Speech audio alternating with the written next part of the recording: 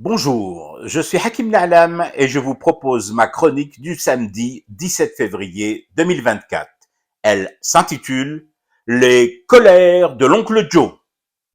Ouais, mais je comprends parfaitement la colère de Joe Biden contre Benjamin Netanyahou. Il y a de quoi se mettre en pétard tout de même. Il a fallu que l'oncle Joe ferraille chez lui, aux États-Unis, avec ses opposants pour pouvoir inscrire de nouveaux budgets pour l'armement d'Israël. Et il fait quoi le Bibi pendant que l'oncle Joe se tue à la tâche? Ou plutôt, qu'est-ce qu'il ne fait pas, le premier sioniste? Il n'augmente pas les capacités de déchargement des caisses de munitions dans les principaux ports du pays occupé, entre autres à Haïfa. Pire, Haïfa qui vit depuis quelques heures une grève des dockers et des conducteurs d'engins et de grues.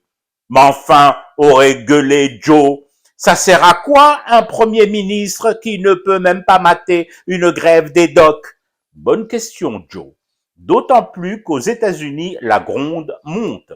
Démocrates et républicains ont voté ensemble une augmentation de l'aide militaire à Israël et une accélération des flux d'équipements de guerre vers l'entité sioniste. Et par la faute de cette bande de feignasses au Proche-Orient, les containers et caisses restent en rade dans les ports américains. Ajoutez à cela le fait que les États-Unis se démènent comme ils peuvent, les pauvres, pour sécuriser la mer Rouge et la débarrasser des menaces Houthis. C'est tout de même pas pour qu'un mouvement de vulgaires grutiers israéliens vienne tout chambouler. Faut donner un bon coup de pied dans la fourmilière, aurait rajouté l'oncle Joe, avant de laisser entendre d'une voix à peine audible: si les manutentionnaires israéliens sont infiltrés par Hamas et le Hezbollah, ou les deux, faut les dégommer. Et si les soldats de Bibi n'arrivent pas à les déloger, c'est qu'ils doivent sûrement se cacher dans des tunnels.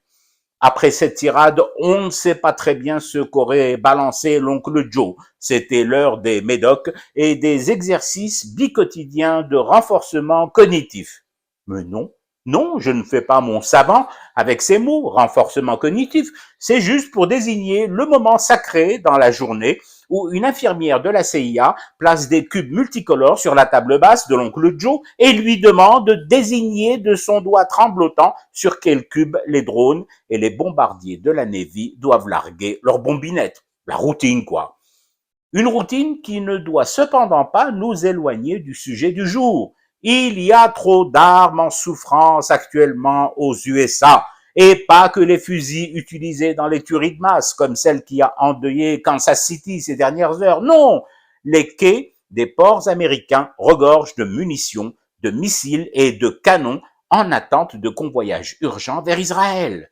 Les élections américaines approchant à grands pas, contrairement aux siens, plus lents, plus traînants et plus hésitants, oncle Joe n'attendra pas une éternité. Si Netanyahou ne mate pas les grèves dans ses ports, Biden fera alors appel à tous ces rois manutentionnaires, à ces sultans grutiers, à ces émirs clarkistes des pays du Golfe.